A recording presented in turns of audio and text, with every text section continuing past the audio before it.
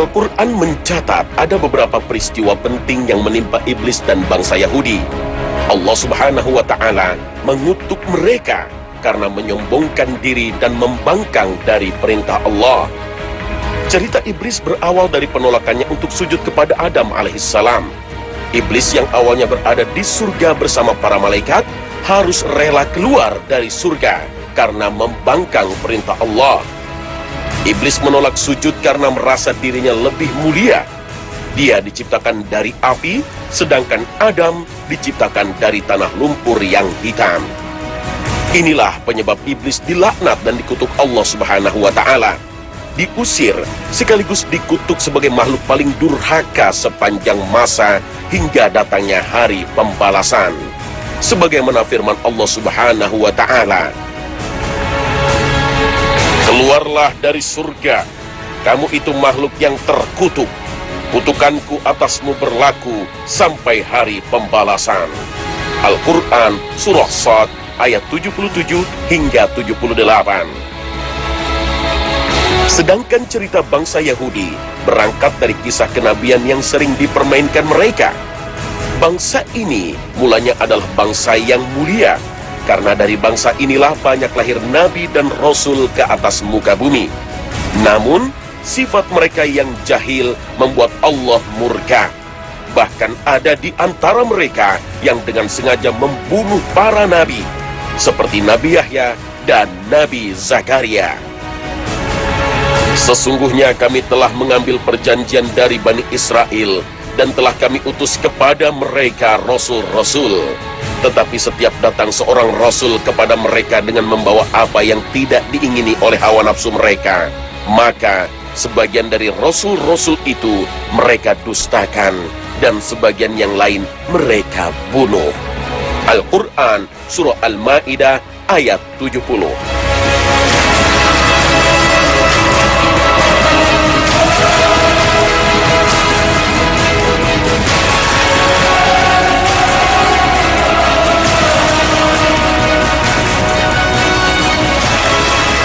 Assalamualaikum warahmatullahi wabarakatuh. Selamat pagi pemirsa Trans 7.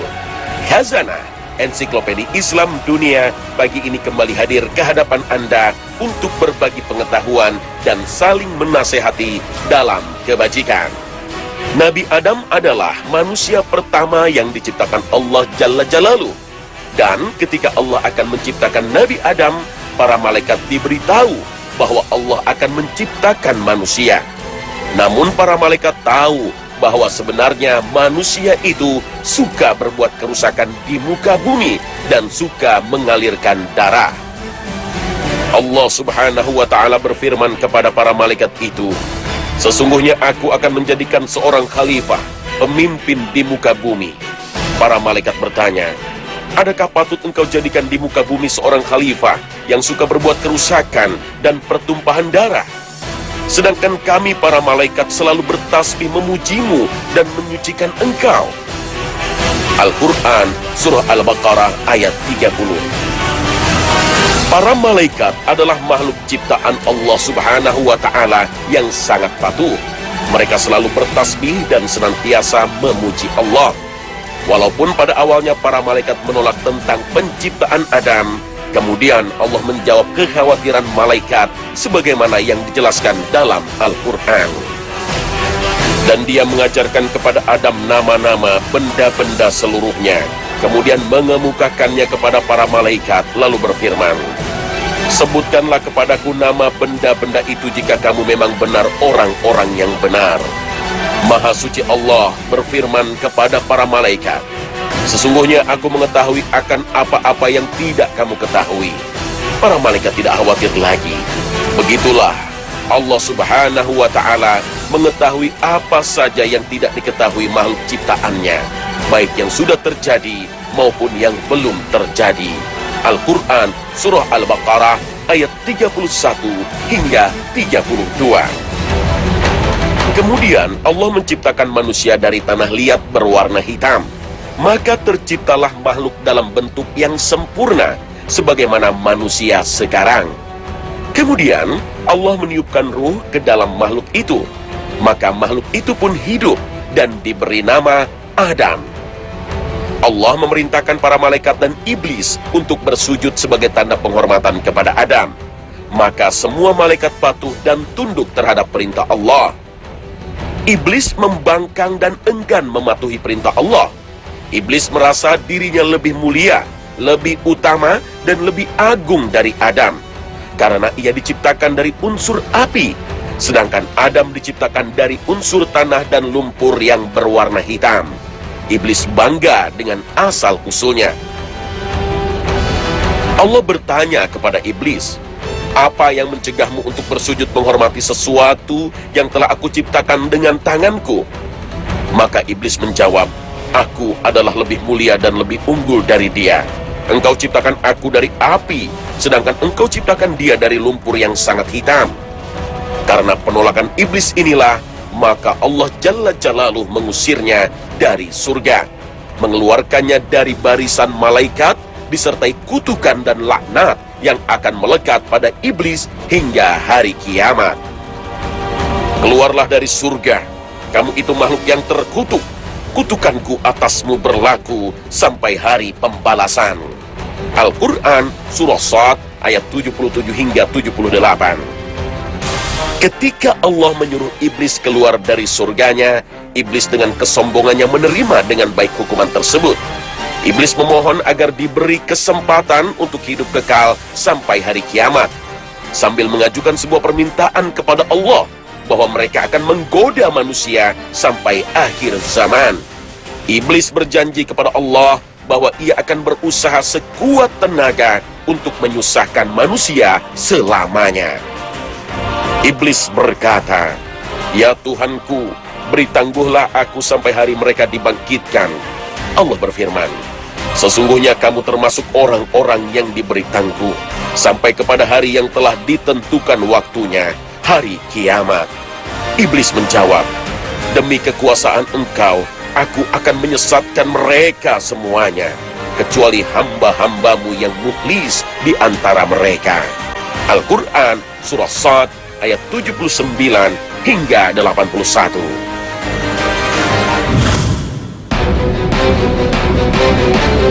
Kalimat iblis diambil dari kata ablasa yang bermakna putus asa dan bingung. Disebut iblis karena mereka merasa putus asa dengan rahmat Allah Subhanahu wa Ta'ala, dan mereka tidak pernah berbuat kebaikan sedikit pun. Menurut sebuah riwayat bahwa iblis dulunya bernama Nail, namun karena mereka membangkang dan menolak perintah Allah untuk sujud kepada Adam, maka namanya berubah menjadi Syaitan. Iblis adalah salah satu nama jin yang menjadi gembongnya para pembangkang. Ingatlah ketika kami berkata kepada para malaikat, "Sujudlah kalian kepada Adam." Maka mereka semua pun sujud kecuali iblis. Dia dari golongan jin dan membangkang dari perintah Allah. Al-Quran Surah Al-Kahfi ayat 50. Iblis juga memiliki keturunan sebagaimana umumnya jin. Iblis itu dari golongan jin, dan dia membangkang terhadap perintah Rabb-Nya. Akankah kalian menjadikan dia dan keturunannya sebagai kekasih selain aku, padahal mereka adalah musuh bagi kalian? Al-Quran Surah Al-Kahfi ayat 50. Sedangkan kata syaitan dalam bahasa Arab berasal dari kata syatona, yang bermakna ba'uda atau jauh, yang selalu menjauhkan manusia dari kebenaran. Kemudian kata syaitan ini digunakan untuk setiap makhluk yang berakal yang durhaka dan membangkang kepada Allah Jalla Jalaluh. Setan adalah sifat untuk menyebut setiap makhluk yang jahat. Dr. Sulaiman Al-Ashqar mengatakan bahwa yang dimaksud dengan syaitan dalam bahasa Arab adalah penyebutan bagi setiap makhluk yang biasa menentang dan membangkang kepada Allah Subhanahu wa Ta'ala, tidak terbatas jin maupun manusia. Adapun jin menurut Ibnu Aqil mengandung arti tersembunyi, terhalang, dan tertutup. Disebut jin karena makhluk ini tidak dapat dilihat dengan mata manusia.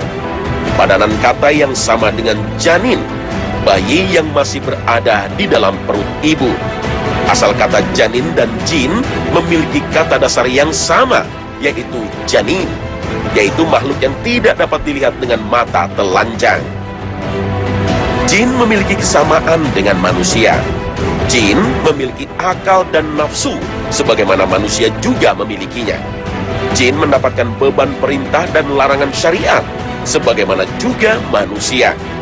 Jin bisa melihat manusia, sedangkan manusia tidak bisa melihat jin, sebagaimana firman Allah Subhanahu wa Ta'ala. Sesungguhnya ia iblis dan pengikut-pengikutnya melihat kamu di suatu keadaan yang kamu tidak bisa melihat mereka. Al-Quran Surah Al-A'raf ayat 27. Tidak semua jin adalah syaitan, karena jin juga ada yang Islam. Syaitan hanya ditujukan untuk jin yang membangkang. Maka tidak semua syaitan adalah jin, karena dalam surat An-Nas ditegaskan, katakanlah, aku berlindung kepada Tuhan yang memelihara dan menguasai manusia, Raja manusia, sembahan manusia, dari kejahatan bisikan syaitan yang biasa bersembunyi, yang membisikkan kejahatan ke dalam dada manusia, dari golongan jin dan manusia. Al-Quran Surah An-Nas ayat 1 hingga 6. Menurut para ahli tafsir, bahwa setiap manusia yang membangkang, durhaka, dan selalu menjauhkan manusia dari petunjuk Allah, maka manusia tersebut dinamakan syaitan. Jin yang ingkar kepada Allah dinamakan syaitan. Sedangkan makhluk yang pertama kali disebut syaitan adalah iblis. Iblis disebut makhluknya dan syaitan adalah sifatnya. Sebagaimana kisah pembangkangan iblis kepada Allah ketika Allah menyuruh untuk sujud kepada Adam. Apakah yang menghalangimu untuk bersujud kepada Adam di waktu aku menyuruhmu? Menjawab iblis, saya lebih baik daripadanya. Engkau ciptakan saya dari api, sedang dia engkau ciptakan dari tanah. Allah berfirman, turunlah kamu dari surga itu, karena kamu tidak sepatutnya menyombongkan diri di dalamnya. Maka keluarlah, sesungguhnya kamu termasuk orang-orang yang hina. Iblis menjawab, beri tangguhlah saya sampai waktu mereka dibangkitkan. Allah berfirman, sesungguhnya kamu termasuk mereka yang diberi tangguh. Iblis menjawab, karena engkau telah menghukum saya tersesat, saya benar-benar akan menghalang-halangi mereka dari jalan engkau yang lurus. Kemudian saya akan mendatangi mereka dari muka dan dari belakang mereka, dari kanan dan dari kiri mereka, dan engkau tidak akan mendapati kebanyakan mereka bersyukur taat. Allah berfirman, keluarlah kamu dari surga itu sebagai orang terhina lagi terusir. Sesungguhnya barang siapa di antara mereka mengikuti kamu, benar-benar aku akan mengisi neraka jahanam dengan kamu semuanya. Al-Quran Surah Al-A'raf ayat 12 hingga 18.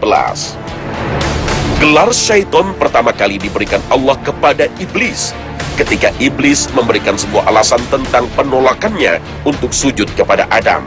Allah Subhanahu wa Ta'ala berfirman, maka kami berkata, hai Adam, sesungguhnya ini iblis adalah musuh bagimu dan bagi istrimu.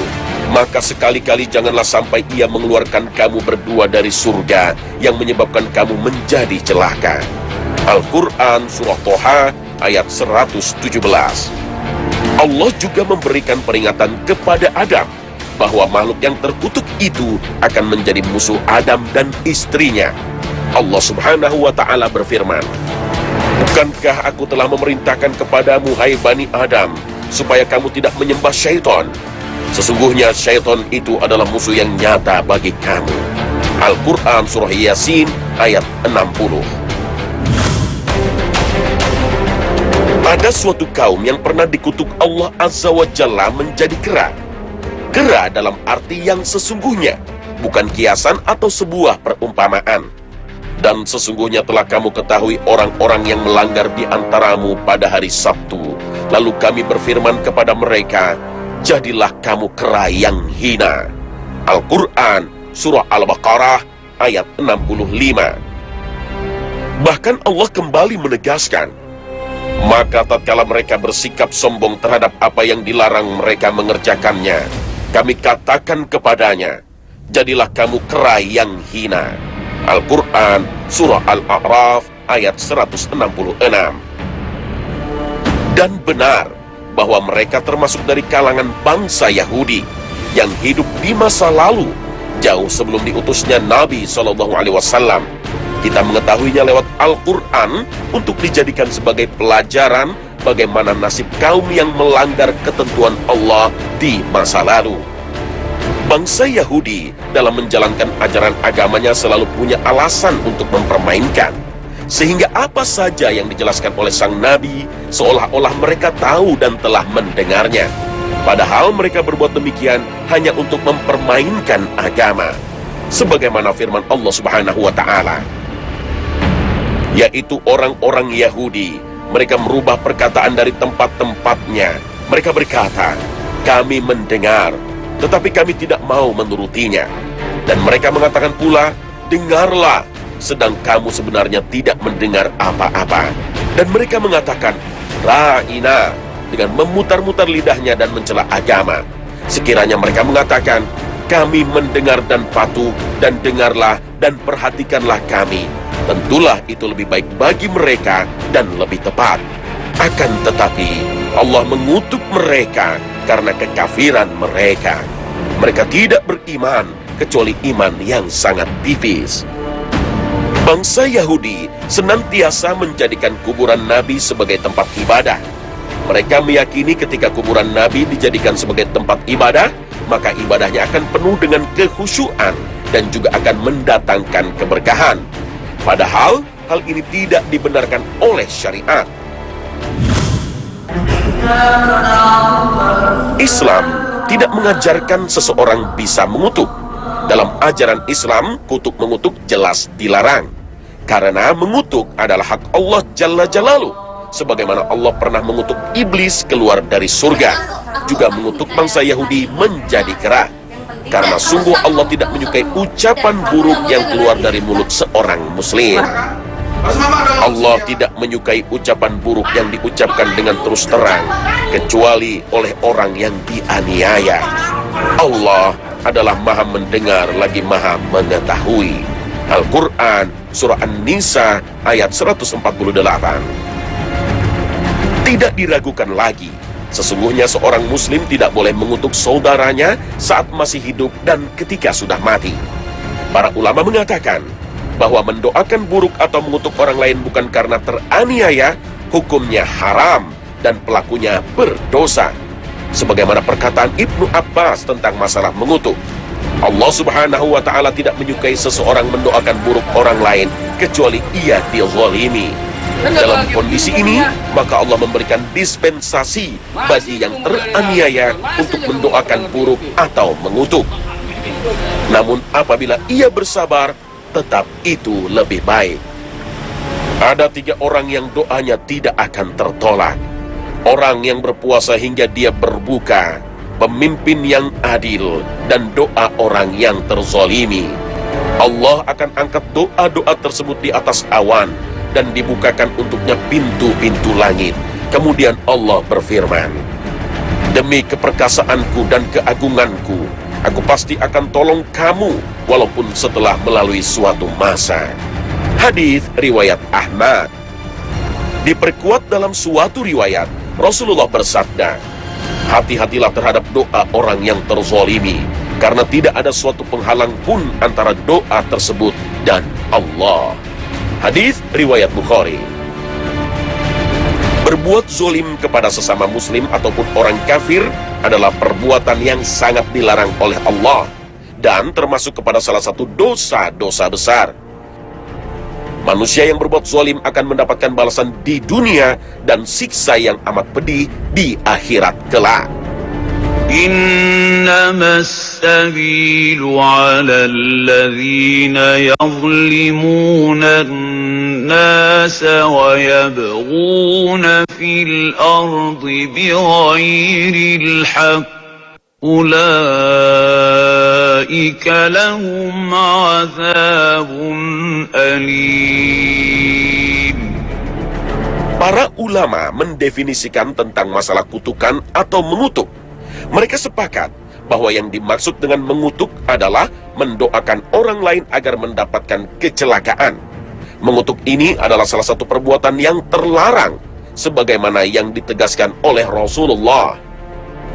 Sesungguhnya seorang hamba bila mengutuk orang, niscaya kutukan itu akan naik ke langit, kemudian menutup pintu-pintu langit di bawahnya, lalu turun ke bumi menutup pintu-pintu yang lain, kemudian mengambil tangan kanan di tangan kirinya. Apabila tidak memenuhi sasarannya, ia kembali kepada orang yang dikutuk, dan jika tidak boleh, ia akan kembali kepada orang yang mengutuknya. Hadis riwayat Imam Abu Daud. Dalam hadis riwayat Imam Muslim, Rasulullah SAW pernah bersabda, seorang mukmin bukanlah orang yang suka mencela, bukan yang suka mengolok-olok, bukan yang suka berbuat keji, dan bukan juga orang yang suka berbicara keji. Dari hadis ini bisa ditarik sebuah kesimpulan bahwa mengutuk sesama muslim itu termasuk kepada perbuatan dosa, karena kutukan itu adalah hak Allah Subhanahu wa Ta'ala, peroleh nikmat dari Allah Subhanahu wa Ta'ala.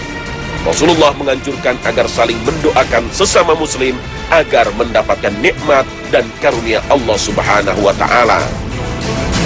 Rasulullah SAW sebagai tauladan kita menganjurkan kita untuk tidak melakukan hal-hal yang akan merugikan amalan kita. Karena jika seorang muslim mengamalkan akhlak yang baik, maka balasannya akan kembali lagi kepada kita. Namun sebaliknya, jika seorang muslim mengamalkan amalan yang jelek, maka amalan itu akan kembali lagi kepada orang yang mengamalkannya. Sebagaimana sabda Rasulullah SAW. Dari Ibnu Mas'ud ia berkata, apabila engkau melihat saudaramu melakukan dosa, maka janganlah engkau menjadi penolong setan atasnya. Kamu mengatakan, ya Allah, hinakanlah dia, ya Allah, kutuklah dia. Akan tetapi mohonlah afiyah kepada Allah Subhanahu wa Ta'ala. Maka sesungguhnya kami para sahabat Muhammad SAW, kami tidak mengatakan sesuatu kepada seseorang sampai kami mengetahui bagaimana wafatnya. Maka jika ia ditutup dengan kebaikan, kami mengetahui bahwa ia telah mendapatkan kebaikan. Dan jika ia disudahi dengan keburukan, niscaya kami merasa khawatir terhadap amal perbuatannya. Hadis riwayat Ahmad.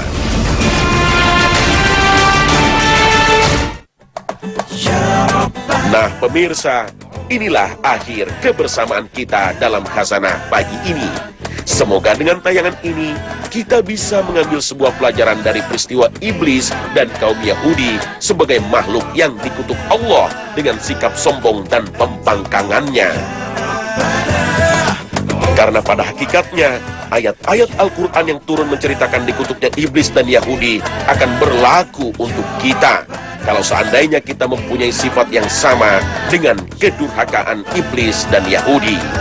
Semoga kita bisa menjauhi sifat sombong dan pembangkang yang melekat pada iblis dan bangsa Yahudi. Semoga Allah senantiasa membimbing kita kepada jalan yang lurus dan jalan yang diridhoinya. Amin ya rabbal alamin. Terima kasih atas perhatian Anda dan wassalamualaikum warahmatullahi wabarakatuh. Ya Rabbana.